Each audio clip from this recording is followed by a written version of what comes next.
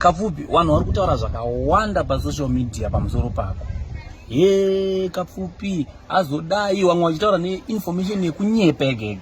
Kapfupi ari kurwara, Kapfupi akaita saka ndati ndiuye panapa nditi.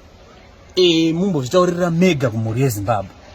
Vanhu vanzwisise kuti upenyu hwenyu hwakamira sei pari zvino. Okay. Zviri sei mukuru? Ndizvo makadi mhuri yeZimbabwe. Mashoko shuwa anotenderera. Neamwe manyepo.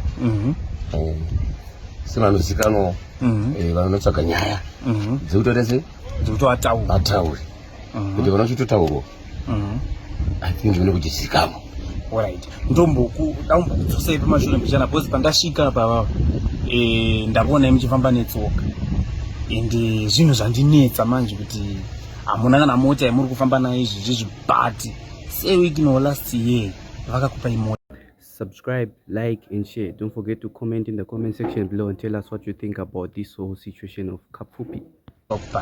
But mota iyi handinomboiona. Zvii zviri kuitika panyaya yemota? Chokwadi. Zvakanoitika kana nhasi handimbogara kuti ichokwadi here kati manyepo. Ndakanoita tsaona muna Red Drive. Alright. Dziri nguva dze 1 o'clock masikati. Mota anakuzoteerera sei itaira ngwangarira sei arasepaita. Alright. Mona manje saka yakanopasta iyo mota yamakapirana sei? yakanoputika zviri toita basa. Alright. Ndovyanotena. Alright. Aona manje zvakaitika ngorechiri ndobva yatena dhairoyo. Saka munokwara? Kukwara kwakavaipo. Kwavaipo saka arazoenda kuchipatara ngokuti Mwari vane nyasha. Arazobuda vakati kuwara zvakanyanya. But tora padiki diki pamunongowatsanangurirawo kuti vazive kuti muriko uye life yenyu yakamira sei.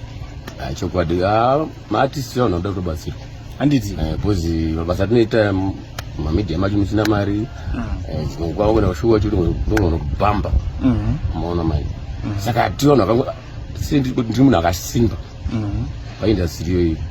Saka tokutanga tichengetei chipa kutenda kuna sei muchifashivai. Aiwa ndiri mwana wenyu. Handinoda kubatsirwawo. Makaita basa ndakamudziwa sei mhepo dzacho masumukira dzakaita Pakashata.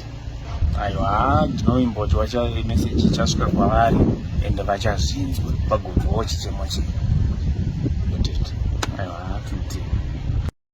Subscribe, like and share. Don't forget to comment in the comment section below and tell us what you think about this whole situation of Kapfupi.